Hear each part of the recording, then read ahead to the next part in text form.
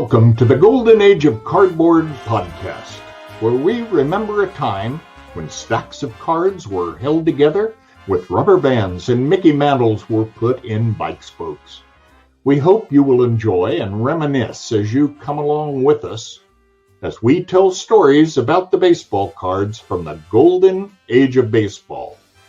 We will examine the state of the vintage baseball card market and talk to some of the greatest collectors in the hobby. You won't be hearing us talk about any chrome or shiny cards here.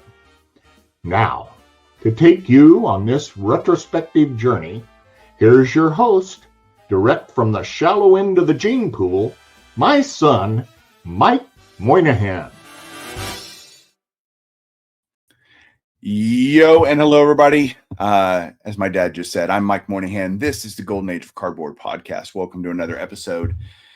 And as you guys have heard me talk about for a long time, either on this podcast or on my regular YouTube videos, I truly believe in the evolution of a collector. I believe that you might start out with, going one direction in the hobby.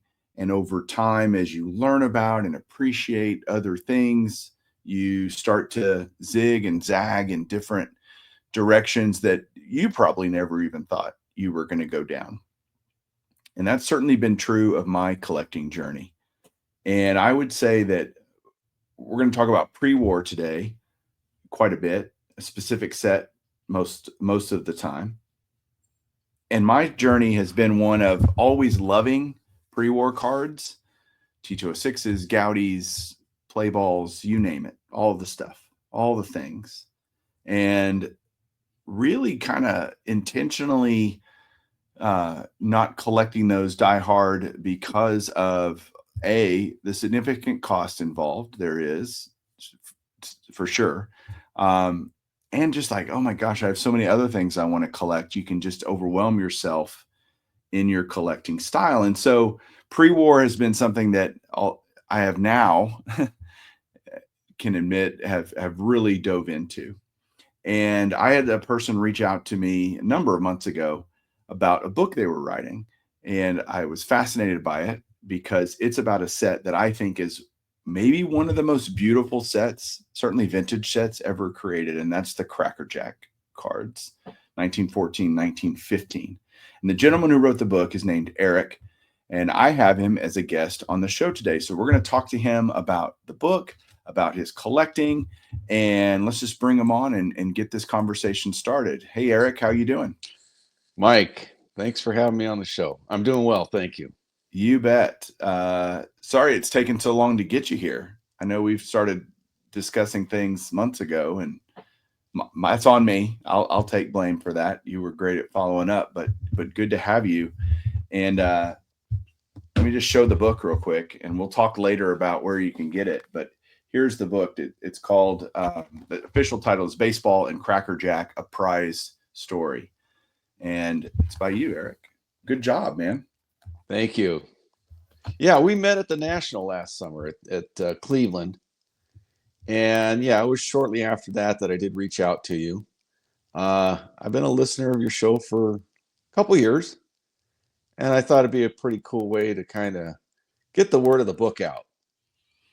Yeah, it's funny how I did basically, it's called the Golden Age for Cardboard, right? Which to me is kind of post-war through 1980, let's say. That's kind of my personal threshold of the era that I discuss most of the time on the show. But I did a show recently on the Diamond Stars set and, kind of getting into some pre-war stuff. And so this is kind of right up my alley. And I've had a lot of viewers/listeners desire more pre-war content. And so they're going to get a lot of it today. But Erik, let's start with your story. You're a collector and you happen to write a book, but tell me how it all started for you and then how you got to this place. Okay, well, I pretty much started collecting cards in the late 70s, and it was just the top sets. Each year, 78, 79, 80, 81, I'd collect the top sets. And that was good enough for me. I was 10, 12 years old. And as I got a little bit older, I had a job and I had a little bit more money. And, there were a couple of local card shops that we would go to, and there were some pretty cool cards in the cases. I remember picking up a 1953 Topps Satchel Paige. There were a couple of Gaudy cards in there. And I thought, that's really neat, these older cards. And so little by little, I pick up a few older cards here and there. And then in 1988, the movie 8 Men Out came out. And I thought it'd be really cool to get an original card from their playing days of each of the Black Sox players. So I went on a quest doing that. And little by little, I found myself kind of going further and further back to the pre-war era. In the meantime, I was also collecting sets from the 1950s. I have the 1956 Top set. At one point, I had put together the 1940 play ball set. So my collection really kind of started off in the 70s and slowly just kind of worked its way back. But it was kind of spotty. There were different eras, different periods I would collect. Okay, so it wasn't this continuous, I wanted to fill in all the gaps. You found stuff you liked, right? I guess. And I was, yeah, exactly. And there were different periods, different eras, each from the 50s, 40s, that I try and get one set from each of the decades. Makes sense. That totally makes sense. Okay. And then tell me about your love affair with the Cracker Jack sets. So 2014 was the 100th anniversary of the 1914 Cracker Jack set. And at the time, there was a huge demand for the 1914 Cracker Jack cards. The price is just completely skyrocketed. And I thought, that'd be really cool to put a 1914 Cracker Jack set together. And I was one of them, jumped all in to go for that 1914 set. I ended up selling off almost my entire collection of cards, my 1940 play ball set. I had a number of Hall of Fame T206, really nice cards, graded cards. And I ended up selling everything. Beautiful Hank Aaron rookie card, my entire Black Sox collection of cards, sold them all. And I started going after the 1914 Cracker Jack set. So you're selling cards to buy these cards, right? Exactly. Because Yeah. of the huge resurgence in just popularity of the Cracker Jack set. True. Yes. What exactly. What do you think led to that resurgence? Was it the anniversary? That seems like a relatively benign event that would create some type of increased demand. What do you think did it? Well, it was I think a large part the 100th anniversary.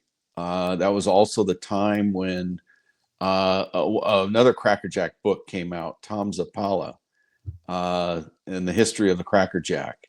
At the time, it was right around there that the National came out, and I don't know if you remember, but PSA had the promo Babe Ruth card. So there was a really huge demand for Cracker Jacks right around that period. It's kind of one of the, well, they talk about the big three, the 33 Gaudy, the T206, and the 52 Topps.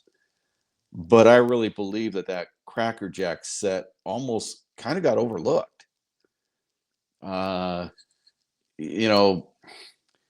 It's one of the top sets in baseball if you go, all the way back. I think that it really kind of got its recognition in starting in 2014. Okay.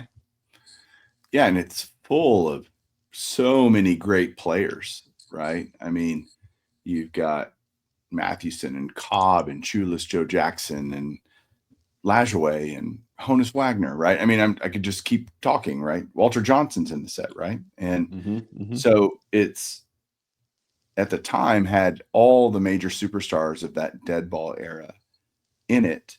And, you know, I had known about them forever, right? And have never owned one. And yet I always, because they've been pricey since I've been into vintage and really, you know, I was like, well, there's other cards I can go get. I regret those decisions because even 2014 high prices are not anything compared to what they are in 2025, right? Have you seen that popularity continue to accelerate and rise? Yes, I have.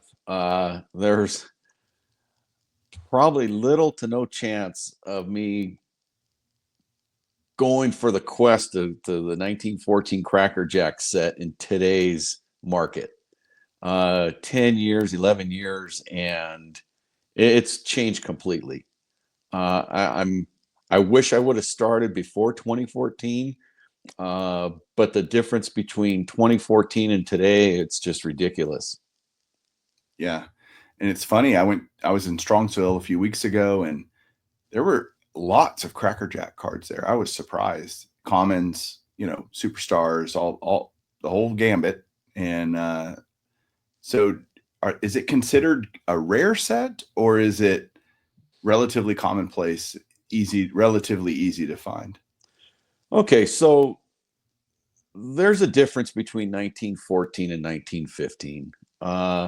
The 1914s are much more difficult, much more in demand. You know, anything Cracker Jack with the name Cracker Jack on it, there's going to be demand for it. But the difference being in 1914, the only way to get a Cracker Jack card was buy a box of Cracker Jack. Right. 1915, in addition to the cards being distributed in boxes of Cracker Jack, you could also order the entire set from the Ruckheim company, and they would mail the entire set to you. So it was a little bit easier to obtain the set that way. But 1914, hands down, it's much, much more difficult, even today. To, you know, the prices will dictate that it's much more difficult to get the 14s. So you fall in love with the set, you begin collecting the set. What was the impetus then to decide, especially knowing there was already a book out there about the set, what was the impetus for you to, you know, write your own book? And what do you bring to the information universe that wasn't in the Tom Zappala book? Okay, so having collected cards from, let's say, late 70s up until 2014, that's a good 30 years, 35 years. And, you know, collecting cards of the Black Sox and cards from the 50s, that was all good and fine. But if you really want a challenge, try and pursue a set from, you know, like a Cracker Jack set. I thought that would be kind of the ultimate challenge in my card collecting. Right. So I pursued it. And it took 4 years. Wow. 4 years. And it cost a little bit of money, I'll be honest. But yeah, so today, putting two kids through college, being retired, I don't have the discretionary income to go out and buy a whole bunch of pre-war cards anymore. You know, the income is, I don't work overtime, so I'm really kind of limited as to what I can purchase. So one way of me staying passionate about my collecting, the hobby, is I love to write. And I sat down and I put a book together. And it was really kind of, there was, like I mentioned, the Tom Zappala book. In that he wrote a little bit about the history of Cracker Jack, and he did a biography on all 176 players from the Cracker Jack set. My book took a little bit of a different approach. There's 9 chapters, or in the book they're referred to as innings, and each inning, each chapter talks a little bit different about the relationship between baseball and crackerjack. So that's kind of the difference between with my book. Yeah, I think the first inning is, talking about the dead ball era itself and what was going on in baseball and small ball and, all the things that you mentioned in the first inning and first chapter, and then the history of crackerjack and the company and how it started, these German immigrants and what they did, and bringing on partners and factories burning down and all the. I'm just throwing out some nuggets from the book that stuck with me, and just things that I found incredibly interesting that I did not know. And so learning all that, and then the cards, right? Then you get into the cards. So it's really a book of history that is history surrounding this famous baseball card set, which I find absolutely fascinating. And I love reading that kind of stuff to know how the watch works. Let's figure out the behind the scenes. So where did you do your research? Where did you find all of this information? Okay, so today we have the internet, but there was also the Library of Congress website, other books. I actually contacted several recognized names in the hobby, for interviews. Couple of the names, I'll throw out a couple of the names. There were Andy Madek, Rob Lifson from REA, also Keith Olbermann and Lou Lipset. I got quotes from each one of them. So there was, kind of the interviews that I did, research on the internet, using other reference materials, other books. And one of the chapters, chapter 7, on the Great War, World War I. It was from your website that I got the idea to write a chapter about World War I. Episode 90, your guest on there was, I hope I pronounce his name right, Michael Dewar. Yeah. And he did a episode on military and the baseball. Yep. And that chapter was devoted to the 34 players in the crackerjack set who served in one capacity or the other during World War I. And there's a little profile on each of the 34 players. And there were 2 additional players in the crackerjack set. While they didn't serve, they did go overseas. They were members of the Knights of Columbus, the Catholic fraternity. They were, I have their cards here, Johnny Evers and Hugh Jennings. And these 2, actually Hugh Jennings, he didn't get his passport in time, so he wasn't able to go overseas. But Johnny Evers was an ambassador, and he played baseball with the troops out there and tried to promote the game over there in France. Cool. Yeah, that's awesome. I love, again, merging history with baseball cards. To me, the cards are what those connections are. If you learn, well, there were 34 guys that served in World War I, and you love that aspect of it, the military service thing, and hey, I can go get those cards. Maybe I do a subset, a little project, just collecting those guys' cards. Maybe you don't go after the full, run of the set, 14 or 15, but you just do that. So many ways to skin the cat of collecting, and I so love that. Yeah. There's one player, one of those 34, that I really kind of took note of, and I have his card here. Chief Myers. He was a catcher, and he played for the New York Giants. and he was teammates with. Well, he wasn't in the set, but he was teammates with Eddie Grant. And Eddie Grant this is T205 card. Eddie Grant served in the military, and he was killed shortly before the war ended, October 1918. He was killed in the Argonne Forest. And his former teammate, Chief Myers, joined the Marines, wanting to seek vengeance for the murder of it, or the death of his former teammate. And that really stuck with me. The fact that he was serving his country, but he also wanted vengeance. That it was just kind of made an impression on me. Sure. And there's little each of the 34 players that I profile in that particular chapter has kind of their own story, why they served and kind of how they felt about it. So I get like a quote from each one of them included in that chapter. So you go through the process of starting the book, doing interviews, researching. How long did it take you from start to finish to do the book? It was a little over a year. Okay. Yeah.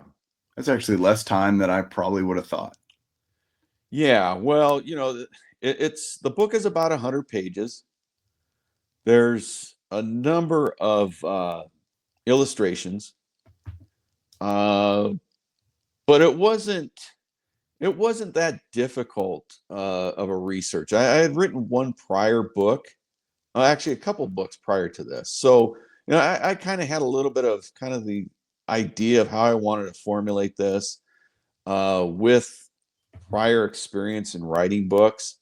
So I kind of had an idea of the approach I wanted to take. So it went rather quickly. And again, being retired, I probably have a little more free time than most to sit and just write. So at what point did you find a publisher? Like, to me, that feels like that would be the hardest thing. You've got this book concept, or maybe even you're done with it, and then you start going to publishers, or did you self-publish the book? It was self-published. Okay. And it's just my personal view is with the self-publishing, you have a little more leverage as far as how you want to do it versus somebody kind of dictating, this is the way we do it. You got to kind of follow their rules. Gotcha. I've toyed with the idea about writing a book about collecting, but I don't even know. First of all, I don't have the time. I'm not retired and I got a lot going on, right? Irons in the fire. But at some point, maybe writing a book, but I got to find something that I have the truest of passions about to write it, because you're going to get so deep into it. You better love it, kind of thing. Right. Did it make you love and appreciate the Cracker Jack set more through this process or less? You know what? It did. It gave me a deeper appreciation, not just for the Cracker Jack set, but just kind of the marriage between Cracker Jack and baseball. There were several parts that brought the convergence, and one of the things that I also talk about in one of the chapters is the song "Take Me Out to the Ball Game." Yeah. I did one chapter on that. Vaudeville performer by the name of Jack Norworth was looking to write a new number, and the long running story is he was on a subway ride in New York, and he saw a sign, "Baseball game today," at the Polo Grounds. And there's some research by a SABR member that challenges that legend. And so based on prior research, I kind of incorporate this SABR research and found some old newspaper articles that kind of challenge that long-standing legend. How the pieces of that story come together probably a little bit better than someone just happened to be on a subway ride.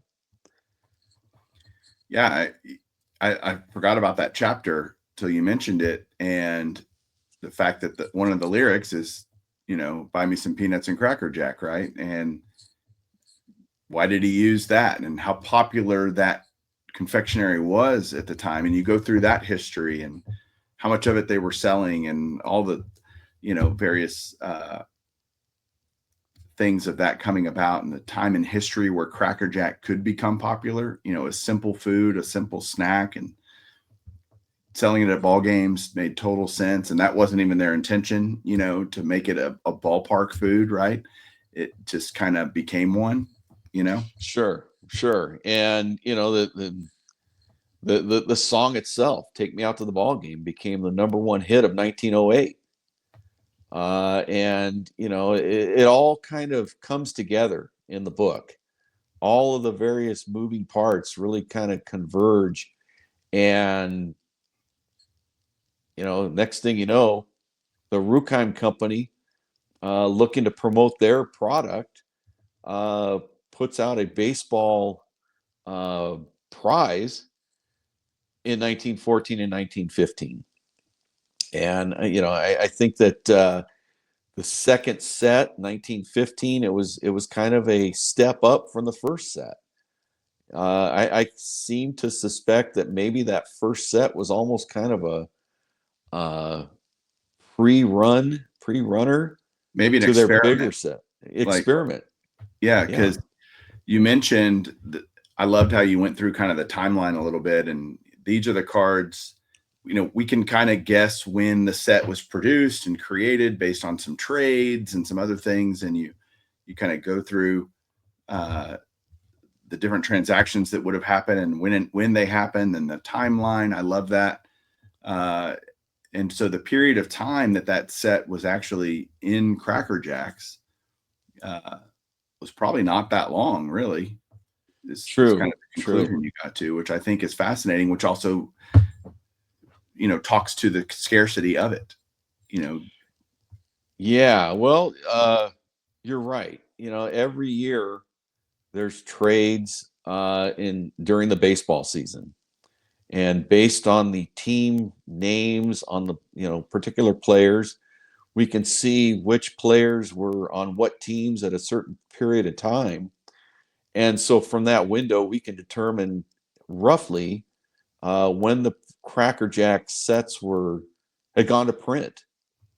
And we need to keep in mind that 100 years ago, the technology of the time, it probably would have taken them a little bit of time to print these sets together, print the sets, and then ship them back to the Cracker Jack factory, package them.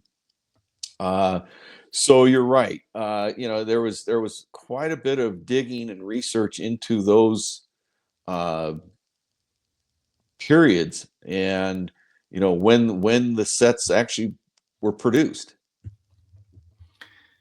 When we were kids, you and I remember buying products in order to get the baseball cards, boxes of cereal or Kraft macaroni and cheese or whatever, right? To get, if there was a sports card, and even dog food, Purina had a set in 1984 that Topps produced, all kinds of different things that if it had a baseball card in it, even if I didn't like the food, I wanted to buy that product.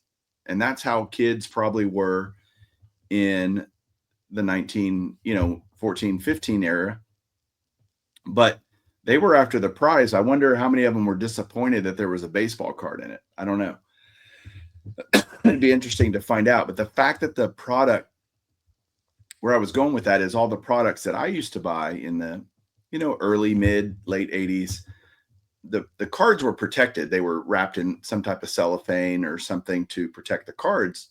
Whereas the cards in 1914, which weren't on, the heavy duty kind of card stock we think of, were just basically stuck into the box, right? And so they wear the signs of the product they were put into, similar to Red Heart dog food or Hosted. I mean, pick your thing. I'm trying to think of other products that have known staining because of what product the wieners cards, cons cards, stuff like that are going to be damaged just because of the fact that they were in a box with a molasses candy popcorn product, so is it pretty much true that every card in 14, if you find one, it's going to have some type of staining on it? Yeah. So you hit on a lot of things in this last statement, but yes, to answer your question, yes. It's what's really kind of interesting to keep in mind is that when Cracker Jack produced the sets, they weren't doing it for the people to buy the cards. They were doing it to promote their product. Right. And so, the cards were actually just kind of a secondary throw-in. They wanted to sell more Cracker Jack. So that's another thing to keep in mind too, is that, they were looking to increase sales, and to have a little throw-in that was kind of secondary for them. The other thing, and yeah, you're right. Every 1914 card is going to have some kind of caramel stain on it, except for one set. In 2000, and I believe it was 2004, a lady walked in with a pristine 1914 Cracker Jack, the entire set, into the National. And this set was basically handed down from an employee that kept that set for over almost 100 years, handed down from one generation to the next. And this is mentioned in the book. And each card was in mint condition. The entire set was graded by SGC, and that is the only known set from 1914 that was never included in a box of Cracker Jack. The cards were kept wrapped up in an envelope for 90 years, and each card is just beautiful. Sharp corners, white, pristine, just absolutely gorgeous cards. But there's that one set that's out there. I don't remember seeing this in the book, so if it's in there, just tell me. The packaging itself, did it notify kids, if you buy this product, there's a baseball card in there? No, it wasn't that specific. Okay. Cracker Jack did start including a prize in every story. That was their little catch line. A prize in every story. In every box, a prize in every box. And so they would put in a little prize, but nothing on the box that said the words baseball cards on the box itself. So was it a period? Now I'm just asking things that I don't remember reading, or whether you answered it or not in the book. Was there a period of time, or during that period of time, were there also other like you could go buy a box of Cracker Jack and you might get a card, or you might get another prize? Were they also inserting other prizes, or was it during that period exclusively baseball cards inserted as the prize? Okay, so they actually started giving away promotions as early as 1907. And in 1907, they were passing out postcards. And they made 16 postcards, and this is the Cracker Jack Bears postcard. Okay. So it began in 1907. And starting in 1912, they would package a little toy in each box. They would little trinkets that, it was for male, female, adults, children. But in 1914 and 15, it was strictly the baseball cards. Okay. And then after that, they started, giving away, during the war, World War I and II, there were like little cartoon strips of, pictures of the war, airplanes and army soldiers and different things like that. So that was one thing that Cracker Jack, the Ruckheim company, was consistent with, was kind of events going on at the time. They would use as ideas to promote, to include as little toys in their boxes. So, is there a reason why post World War I, when you could understand, just like in World War II, why the production of cards became not important compared to the war effort, but why not after the war's over? Wouldn't Cracker Jack see that, wow, that really worked well in 1415? Why don't we start doing cards again? What do you think kept them from doing that? Well, it's interesting. They were doing other baseball related prizes in the 1930s, early 30s, 1932, 33. They came out with the little pins. And so, each decade they had different baseball related prizes. There would be a little tiny plastic ball or a little tiny mitt or a pennant. Not so much the cards anymore, but starting up again in the 90s, 80s and 90s, they started putting the cards in. So it wasn't just one prize of cards. They were doing all sorts of different baseball related themes. Gotcha. Well, the book is chock full of great stuff for card enthusiasts like myself and viewers and listeners to this show. If somebody wanted to go get this book, Erik, how could they do that? There's a couple of ways. Signed copies, they can be attained through the website, Apprised Story, PRIZED story.net. And I would sign a copy and mail it to them. It's also available on your favorite online bookstore in paperback or e-version, ebook version. A book like this, ebook does not do it justice. You got to see all the pictures, and you got to see, again, like you mentioned, even into the 80s and 90s when they had the all-time greats or whatever they called that set, where they put Whitey Ford and those guys on a Cracker Jack card, and they were surrounded by Cracker Jack. I remember it looks like 62 Tops only with Cracker Jack, right? But so they go to the website, they can go somewhere else and Amazon or wherever and buy the book. I will put a link for you guys in the description below, both on the podcast version and the YouTube version, so that if you want to just click on that and make it easy on yourself, feel free to do that. Erik has signed my copy with a personalized note, just so you guys know.